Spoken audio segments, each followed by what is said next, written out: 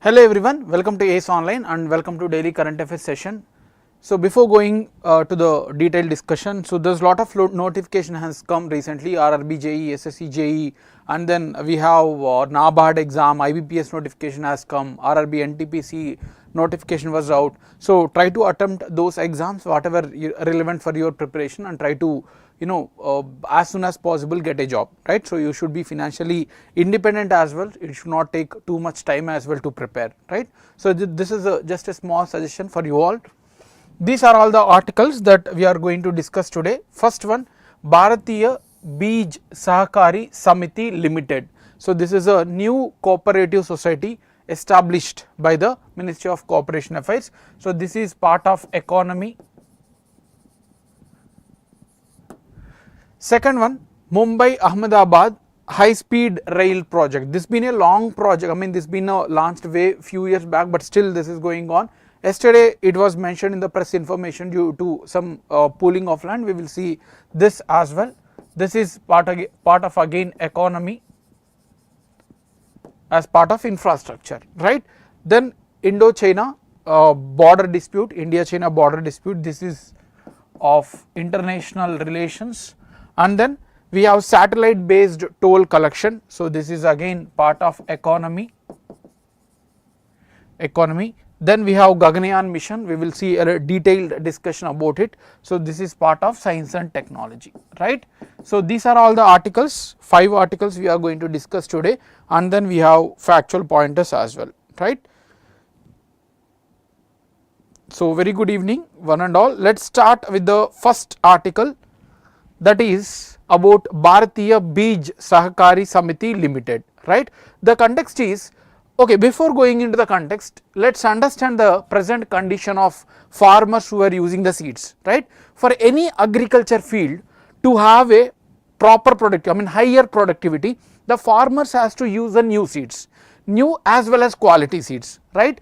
So that is called as the high replacement, seed replacement rate. Seed replacement rate means in the given area of agriculture land, how much area is being cultivated with the new seeds. For example, there is 100 acres, right? Out of that 50 acres are being cultivated with the new seeds, that means the seeds which were not used before in this field, right? So 50 by 100, so this is called as the seed replacement rate, right? So you can take it as a 0.5, fine. The maximum is 1, right? So that is the seed replacement rate. Now if the seed replacement rate is 1, it means that all the fields of agriculture are being cultivated with the new seeds, right? So that should be higher, but most of the farmers it is still very less, 0.23 something, in most of the fields it is much less than that, most of the states. This is because farmers are not aware about it and they are not getting the quality or new seeds in a cheaper cost. It is a very costly to buy the seeds and all, that's why farmers were not able to replace their fields with the new seeds, right? So because of that, now government want to focus on increasing the new seeds, that means the seed replacement rate they want to increase in the agriculture field, right? For that particular purpose, Ministry of Corporation, you need to understand, remember the fact as well, Ministry of Corporation Affairs has come up with the launch of Bharatiya Bij. Bij means seed, right? Bij means seed, Sahakari means cooperation, and then Samiti means an association. So they have come up with the BBSSL under Multi Cooperation Societies Act, right? So this is a statutory body as well. It is a cooperative as well as statutory because it is being established under the act, right? So this is the context that a new body or new organization was formed by the Ministry of Corporation Affairs, fine. Now establishment, who will take care, what is the capital of it, that is also facts related to it, fine. So it is being promoted by 5 organizations. Indian Farmers Fertilizer Cooperative Limited, so this is one organization which is supporting this, right? And then Krishak Bharati Cooperative, then NAFED, National Agriculture Market Federation of Marketing Department, right? NAFED, and then National Dairy Development Board NDDB, and then NCDC as well, National Cooperative Development Corporation, right, NCDC. These 5 organizations each contributing for 50 crore. All these 5 organizations, they are contributing, they are investing 50 crores each, and then paid up capital is being 250 crore to establish this, right. But however, the authorized share capital has been kept at 500 crore. Now you may ask, what is authorized share capital? If any company is being launched, they will issue the shares in the market, right, stock markets. So the maximum investments that they can take is up to 500 crore only, right. They cannot take beyond 500 crore investments, right. So in 250 crore is already paid up, and extra 250 crore they can take as an investment from various organizations, and then they can give the shares, right. So this is the facts about it. Now what are the primary activities, for what purpose this BBSSL was launched, right. First thing, production, procurement, that means taking, and then distribution of quality seeds. The name itself is giving us clues, right. Beej, that is seed. So they want to manage all the quality seeds in terms of production, procurement and distribution to the farmers as well. That is the first duty. Then promotion and preservation of indigenous natural seeds.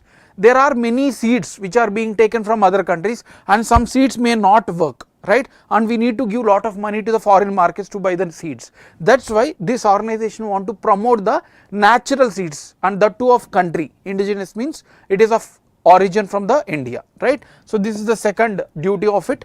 Then increase seed replacement rate. We have already seen seed replacement rate means the area of out of the total area, how much area is being cultivated with the new seeds. So they want to increase this as well, right. And then involve farmers in taking care of certified seeds, whether it is in terms of production or using them, right. So that is the next duty. And then leveraging the schemes, what are the schemes that are available for the farmers, they want to make it to available for the farmers, right. So these are all the activities of this organization, Bharatiya Beej Sahakari Samiti Limited, right. Now objectives, obviously the end objective is to increase the productivity of the agriculture. So that is by using the quality seeds, they want to encourage the productivity, not production as such, but productivity. It means within the less amount of area we need to produce more, that too will through the quality seeds, right. And then reduce dependency on imported seeds. There is a lot of dependency on taking the seeds from the foreign countries, right. So they want to reduce. And then enhance agriculture production, we have already discussed. Boost rural economy and promote the make in India by using the indigenous seeds, right. So these are all the objectives of Bharatiya Beej Sahakari Samiti Limited, right. So you need to understand the which organizations are involved and which ministry was released, what is the paid up capital, what is the share capital, and then what is the activities and then objectives, right. I hope this is clear. Yes, very good evening Srinath and Keshav, I hope that is clear. It is a very factual thing, you just need to understand the objective and all the facts surrounding it, right. The next article is about Mumbai Ahmedabad high speed rail project. This was taken from Press Information Bureau, no newspaper articles has covered it, right. So we have taken it from PIB. The context is almost 1390 hectares land was acquired for the Mumbai Ahmedabad bullet train project or high speed rail project. It is called as shortly as a bullet train project, right. We will see in detail. So this basically is connecting the Ahmedabad, which is having industrial regions, with the Mumbai, right, the financial capital, fine. Let us see in detail about this Mumbai Ahmedabad high speed project. This is referred to popularly as bullet train project, right. So you all know bullet trains travels with a higher amount of speed, and many criticisms has come and many praises has come with this project, right. Why this is required? Because India is growing, India is one of the faster developing countries and our population is also high, and there is a lot of investments will come if the transportation is much faster. So this is a project with the aim to connect the two industrial hubs, and it is like a pilot project where this can be expanded across the country in future. Of course it will take time, but yes, any such infrastructure project should be encouraged. Yes, we do have poverty, we do have health issues, but yes, those things has to be taken care, and similarly development should also go in a parallel manner, right. So this is the rationale behind the project, fine. So this is the project which is connecting between Ahmedabad and Mumbai, fine. So it is connecting the two cities. You can see here total 12 stations are there, starting from Sabarmati. It is not, Ahmedabad is not the end station. In the northward it is Sabarmati, right, and then in the southern end it is Mumbai. In between the total 12 stations are there. You can see here Mumbai, Thane, Palghar, Valsad, Navsari, Surat, right. So there are many 12 stations are there, you can see here, and 8 are situated in Gujarat and 4 are situated in Maharashtra, right. Total stops with the project, and also this being spread across Maharashtra, Gujarat, and in between it is also going through Dadra Nagar Haveli, right. So not only about 2 states, but Union Territory of Dadra Nagar Haveli is also part of this project, right. So all these are very important facts to be remembered, and the total length of the project is 508 kilometers, right. The total length starting from Sabarmati till Mumbai, it is 508 kilometers with the 12 stations. You can see the list here as well, fine.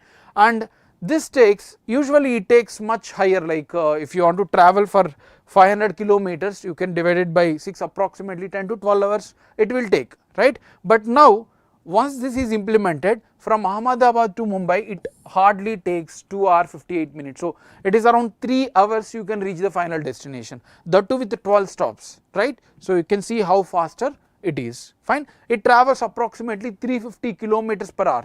Now the current Vande Bharat speed is on an average 80, 90, even though its maximum speed is 130, but on an average it is traveling 70 to 80 kilometers per hour. But this will be traveling 350 kilometers per hour, right. So such a high speed train we are constructing, and the total cost of the project is 1,08,000 crore, which is a huge investment, right. Our total budget itself 48.2 crore this year budget, right. So approximately 2% of our budget we are allocating to it, fine. So which is a huge investment. Of course these funds are being given by Japan as a loan. So for 50 years we have to pay it back. They have given 50 years of time period. Since the start of this project, they will be, we can pay it all the money to the Japan by, within 50 years, fine. So this we have already seen, and then this is using the technology of Shinkansen technology. They may ask you this also in the exam. Shinkansen technology is related to what? It is a high speed trains with the proper tracks, right. So this is being deployed from Japan. We are not using our tracks, we are using the new tracks called slab track system, which are very strong with the proper design and all, which can resist the higher speed of trains, right. So we are using this popular technology which is shortly called as HSR, right, Shinkansen technology. It is funded with the low interest, very low interest. Usually it is interest for any infrastructure projects are 10-15% also, but this is being just 3 to 4%, a nominal interest is being taken, right. So the Japan government is being funded for 80% of the total project. Japan itself is funding, right. So our our duty is to give the land and support the project, that's all. Rest of the things will be taken care by Japan, fine. So this is about the Mumbai Ahmedabad bullet trains project. Okay, I hope that is clear. Any doubts in this Mumbai Ahmedabad bullet train project? I hope that is clear. Next one is about India-China border dispute. Recently what China has done, they have constructed a bridge, 400-meter bridge, approximately half of the kilometer, 400 meters bridge in the Pangong Lake. It is the highest lake, highest in the sense in altitude. It is the highest lake in the world, right. So it is a saltwater lake, Pangong Lake, which is located in the Ladakh region, a border to China, right. So they have constructed the bridge, fine.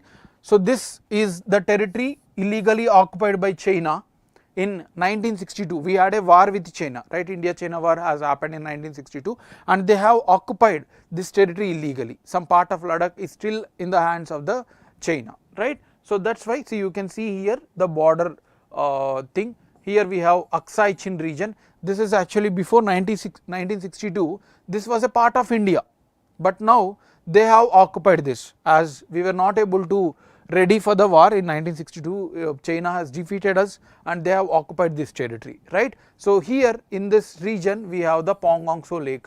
So the logically or before 1962 the complete Pongong Lake is in our hands only, but now they have occupied certain part, and here they are building lot of what you call the bridges and some infrastructure. They have recently created the village also, small village also, because this is a very crucial area for them, as they in case if there is a war, they need to cross all the Himalayas, which is very difficult for them. So if they are staying here, that means they can peep through India and they can access to defend, right. So that's why it is a very crucial region for us as well as for China also. That's why we are competing and we are having a border dispute, right. Now let's discuss about the background and then what are all the border dispute regions between India and China. The historical background: in 1947, like before 1947, this boundary between India and China was not clearly demarcated.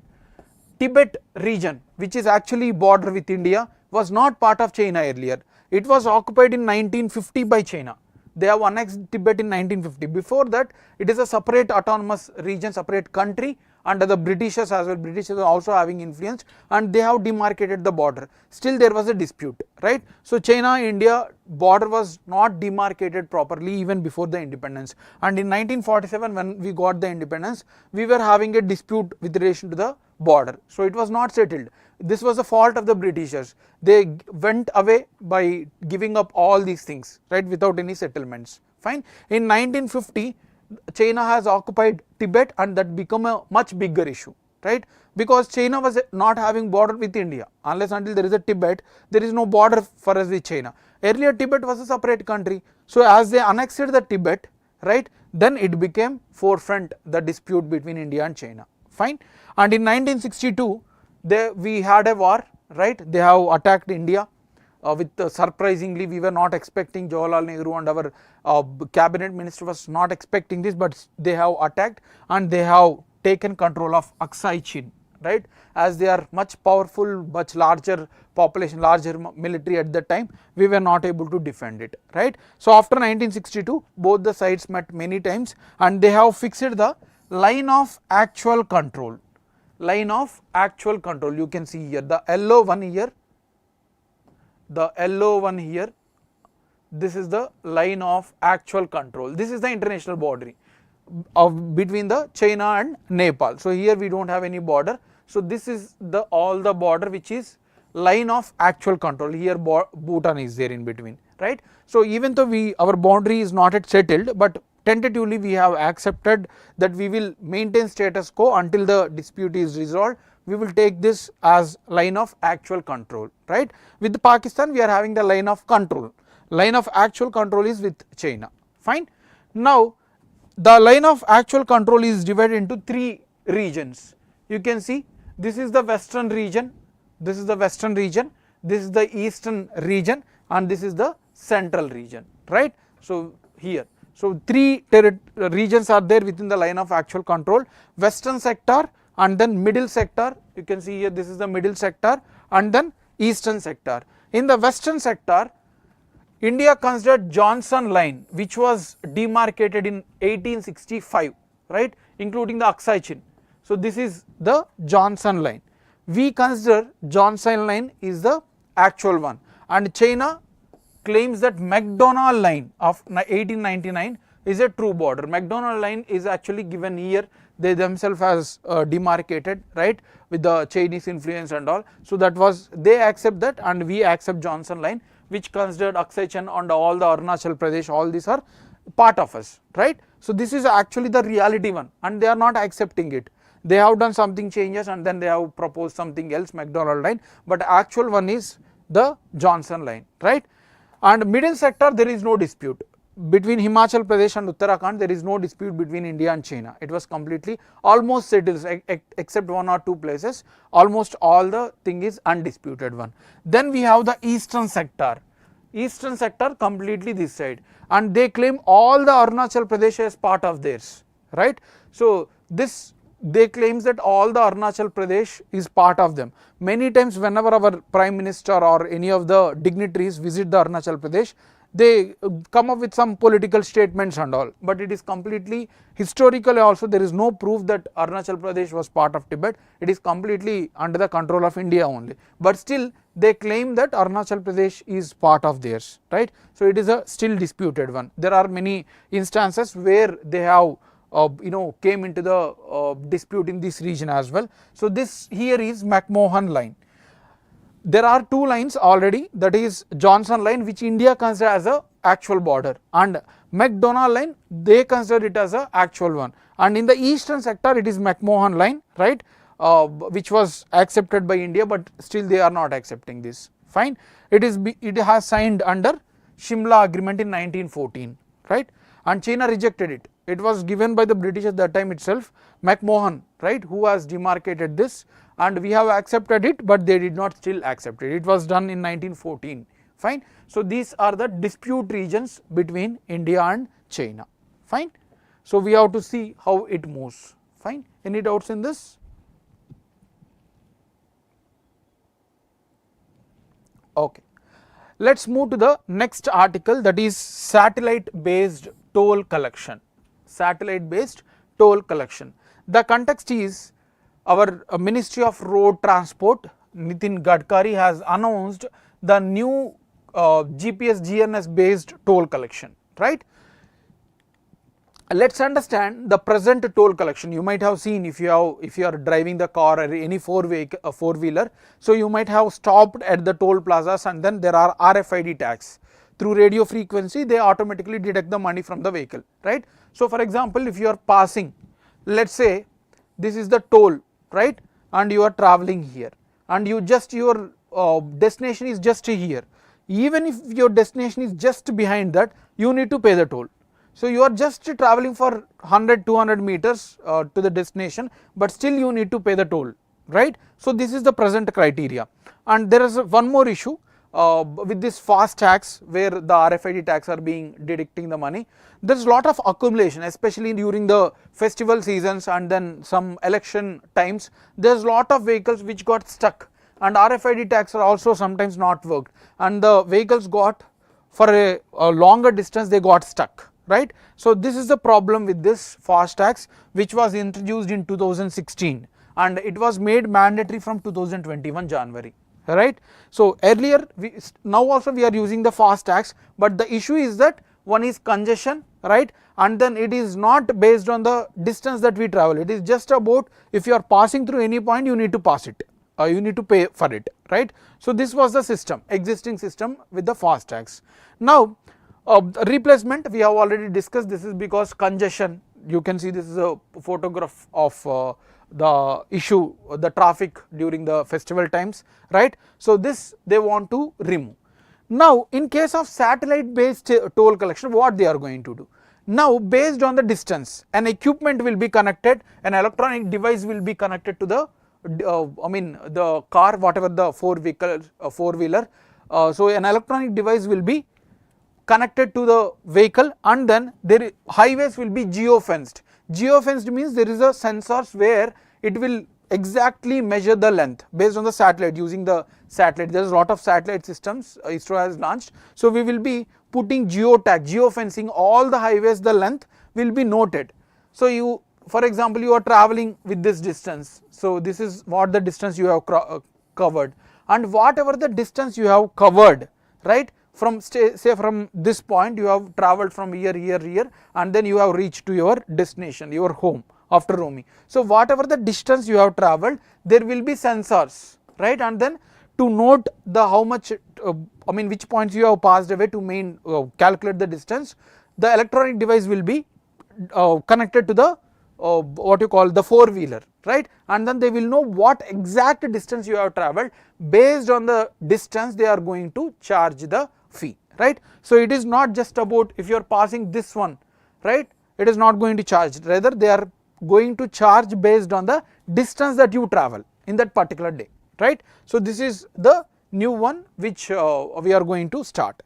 There is no need to stop at all. there are no toll plazas, there will not be any toll plazas because that is not required. Everywhere sensors are kept, and whatever the points you cross, it will be automatically noted. So there is no requirement of toll at all, and then there is no require of any need to stop as well, right. So it will be a continuous flow, there won't be any toll plazas in the coming days, fine.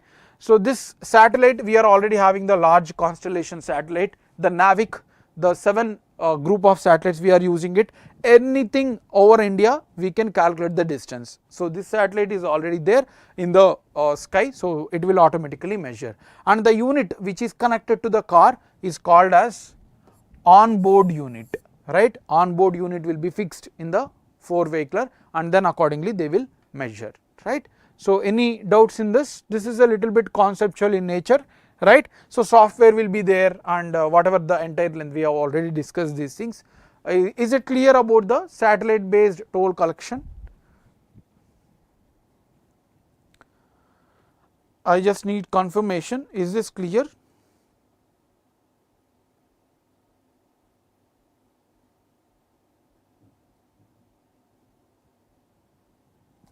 If you have any doubts, please do let me know. So this is about the satellite based toll collection.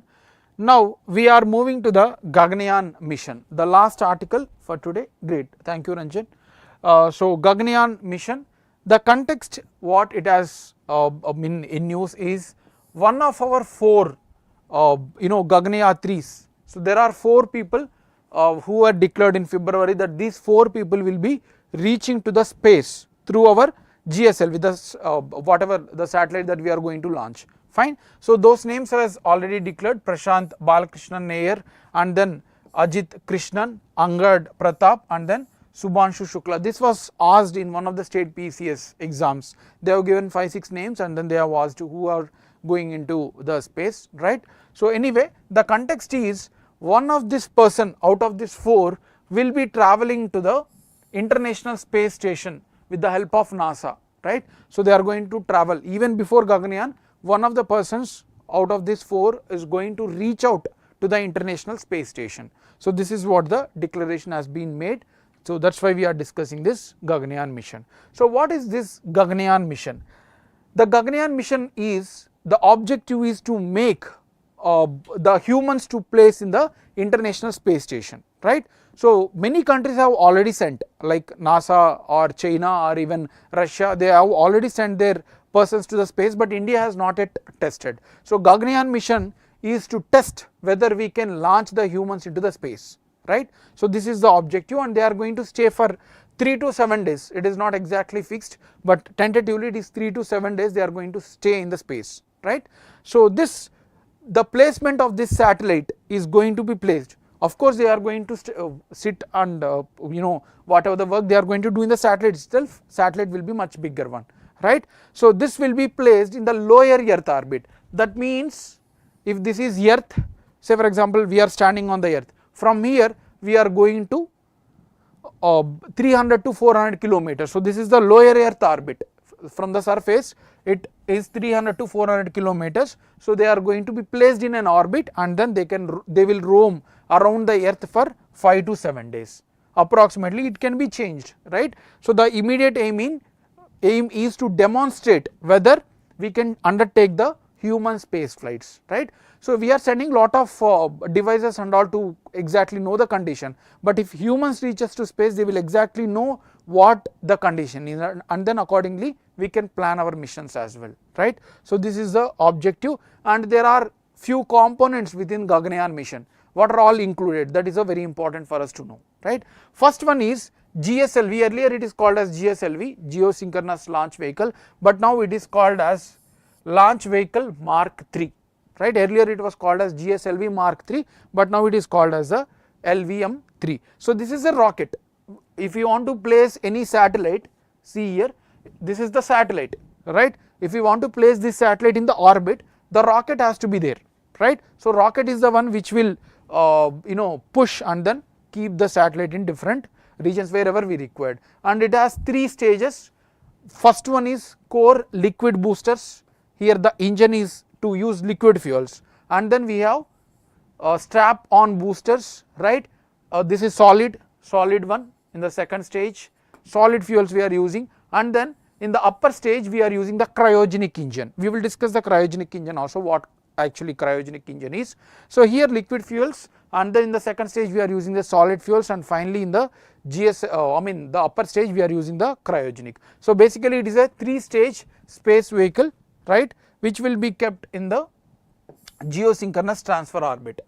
We will see what actually geosynchronous transfer orbit also, fine. So this is the first element.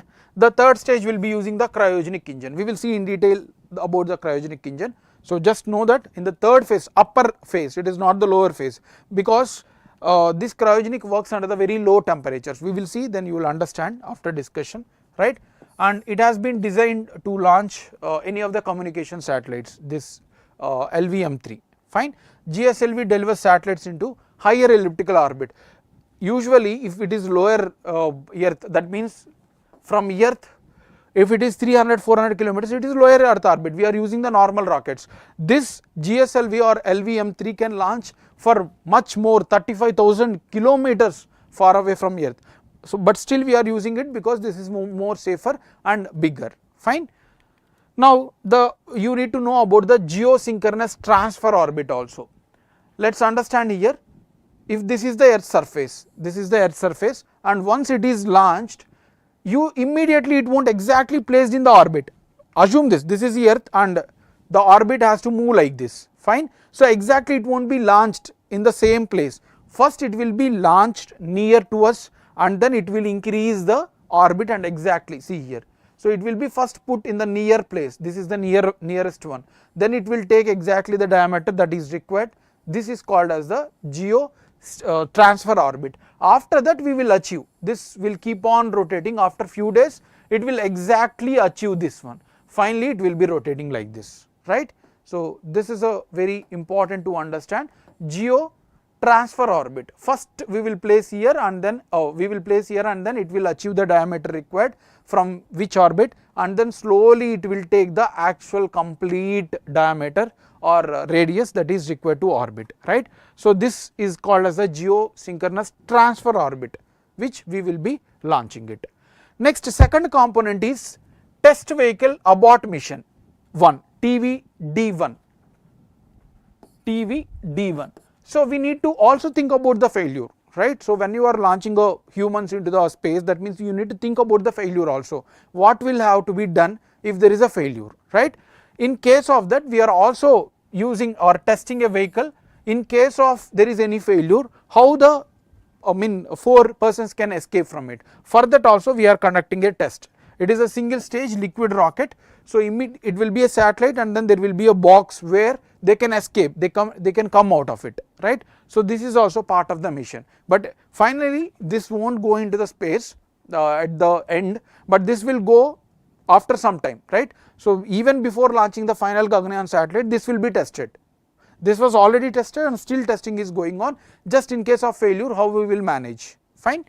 This is about the test vehicle abort mission 1. There will be other mission like TVD1 is just a demonstration one. Finally there will be something else, the same box with a different name we will launch. In case of any failure they can escape, right.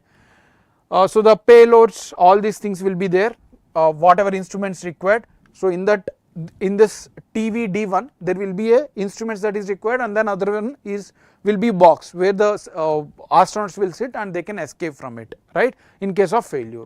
And the third last component is cryogenic engine. I hope you are following. Yeah, last one is cryogenic engine, the third component of this project. Before knowing what is cryogenic engine, let us understand cryogenics. Cryogenics means study the production and the behavior of fuels at the very low temperature, right. So actually the liquid, the boiling point of most of the liquids is 0 degrees, right. After 0 degrees they will become ice, right, the solidify.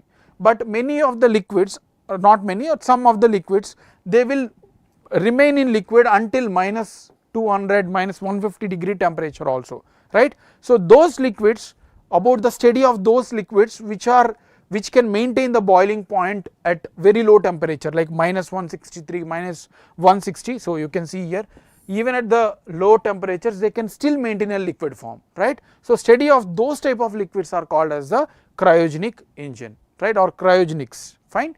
So there are certain cryogenic elements like oxygen, hydrogen, right. So these are the gases which even can maintain in liquid form at the very low temperature, right. Now cryogenic liquids, you have seen the rocket is launched. The rocket will be launched in 3 stages. First it will go to certain height, and then the third part will come aside, and then it will go to higher level, and then second part will come, and then it will go much higher kilometers, and finally the stage 3 will be there. And at the stage 3 there will be low temperatures. As we move towards upper atmosphere, the temperatures are very low, right. So at the higher level of at the higher level, third level, we can use the cryogenic engine, right. So cryogenic engines can be used at the higher levels because they are less temperature, and these fuels like oxygen, right, oxygen, helium, hydrogen, argon, all these can be used as a fuels at the higher levels, even at the low temperatures. So these are called as the cryogenic gases, and these gases can be maintained in liquid form, and we can use in the later stage, the final stage. So those are called as the cryogenic liquids, fine. So in the cryogenic engine, we will be using the cryogenic engine uses oxygen, right, liquid oxygen, and then liquid hydrogen as a propellant. They can be managed at minus 183 and minus 253 degree temperature. So even at the low temperatures, we can maintain this at the very liquid form, and then we can use it. So those are called as the cryogenic engine, and the advantage is they will consume less. As we move up, it requires a lot of energy to push the satellite to go higher heights, but the liquid and solid fuels cannot push because the efficiency is very less. If we are using the cryogenic gases there, we can send the rocket for longer distance, right, because they have the higher efficiency. So this is called as the cryogenic engine, fine. Any doubt in this?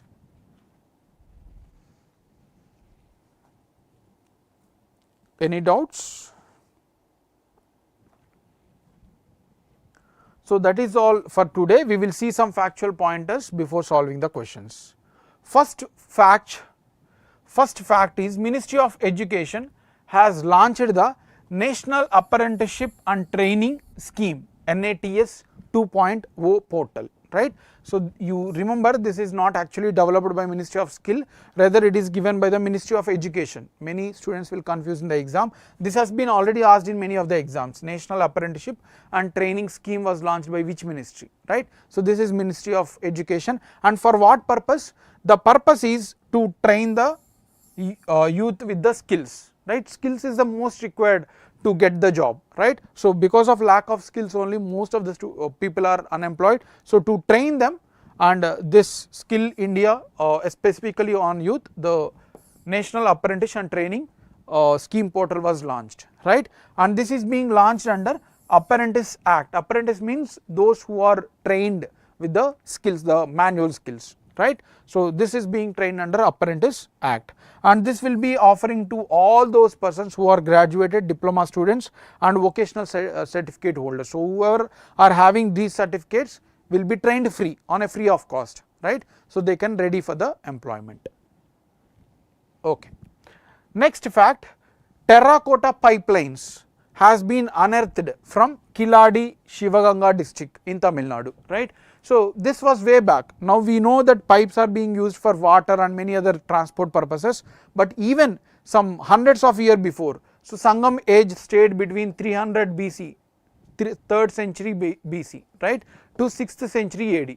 That means some approximately, we are now in 2024 and then remove 300. So more than approximately 3000 years before itself they have used the pipelines for transport. It means it is a sign that urban development was there even in those years, right. So this is what it was discovered. They have discovered the terracotta pipeline.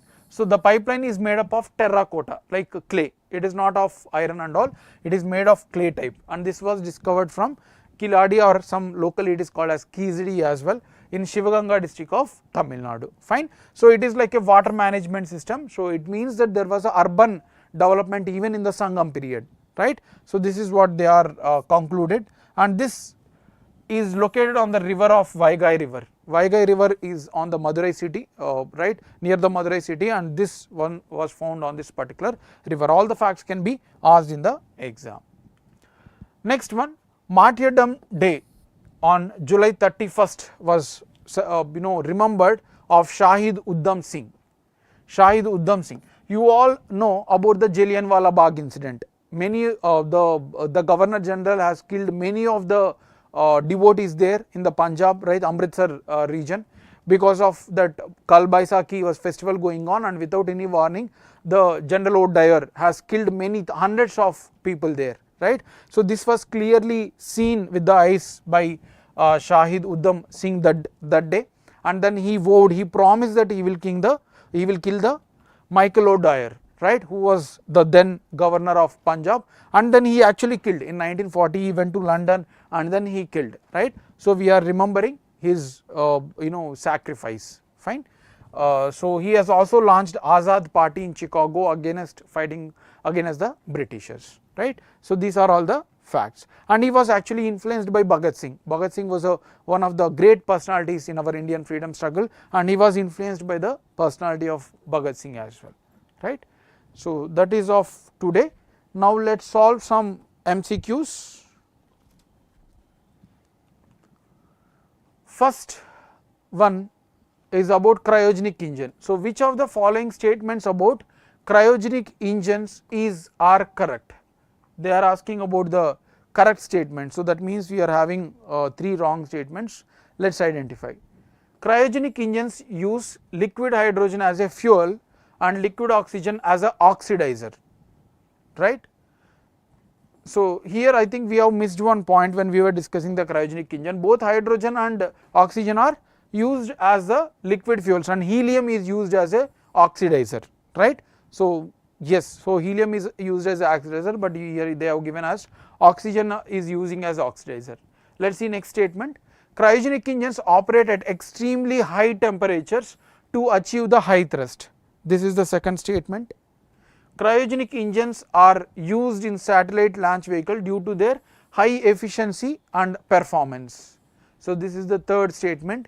India has successfully developed own cryogenic engine for GSLV program. So they are asking about the correct statement, right, about the cryogenic. So first statement is wrong, right. So this is oxygen is used as a liquid hydrogen, fine. So this is a wrong statement. Cryogenic engines operate at extremely high temperatures to achieve the high thrust. No, they work at a very low temperature. This is also wrong. Cryogenic engines are used in satellite launch vehicles due to their high efficiency and performance. So third statement is correct. India has successfully developed its own cryogenic engine for GSLV launch vehicle program. It is yet to be completely launched, but partially this was correct, right. So this question was asked in 2019 some exam. So that time we were not having the cryogenic engine, right. So it was under development. So I have directly copied it, right. So this one is now correct, but earlier it was wrong. So you can tell you can take both the statements as correct, but according to the key of that particular exam it was C, because that time there was no cryogenic engine, fine. So answer is C. They are asking about the correct ones. Next one, which of the following statements about Mumbai Ahmedabad high speed rail project is incorrect? They are asking. Yes, more than one are correct here, C and D, right. So C and D are correct, but as I said, the question was of 2019. So that time we does not have the cryogenic engine developed yet for GSLV. So C was given as the answer, fine. Next, which of the following statements about Mumbai Ahmedabad high speed rail project are incorrect? They are asking, fine. The project connects Mumbai with Delhi through the high speed rail network. This is the first statement. Second statement, the length of the project is 300 kilometers with only 5 stations planned. This is the second statement.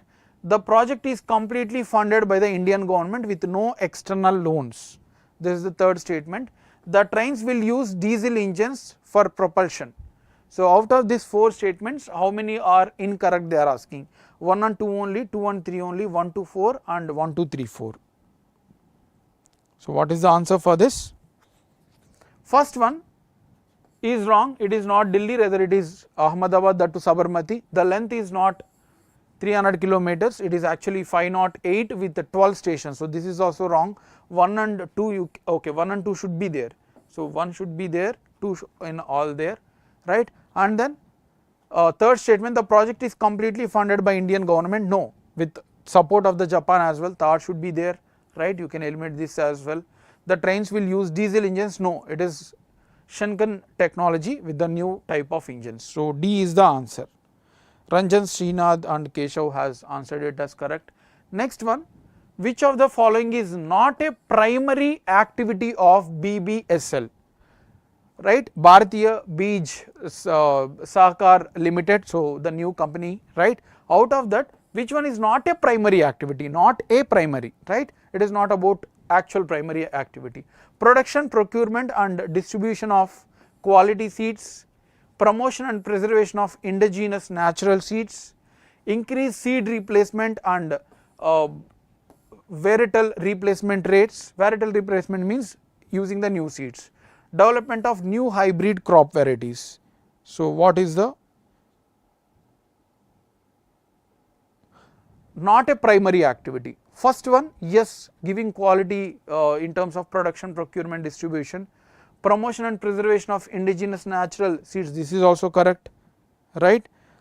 And increasing seed replacement rate, that is also correct, right? 3 are the primary objectives, not the new hybrid crop variety. So this is not the activity, fine. So Srinath has answered this correct, right?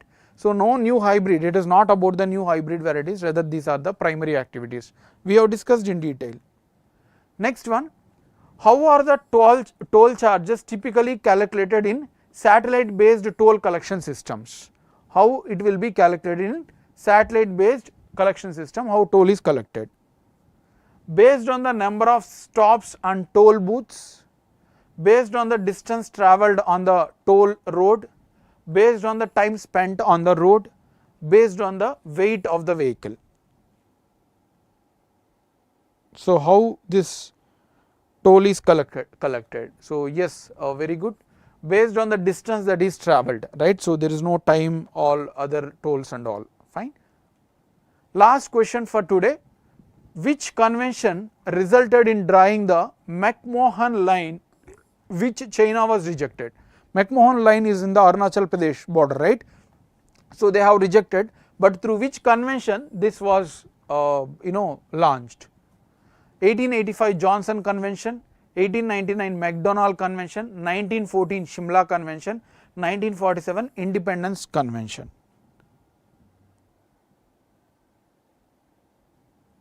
Correct, Ranjan and Srinath. So it is Shimla Convention 1914, right?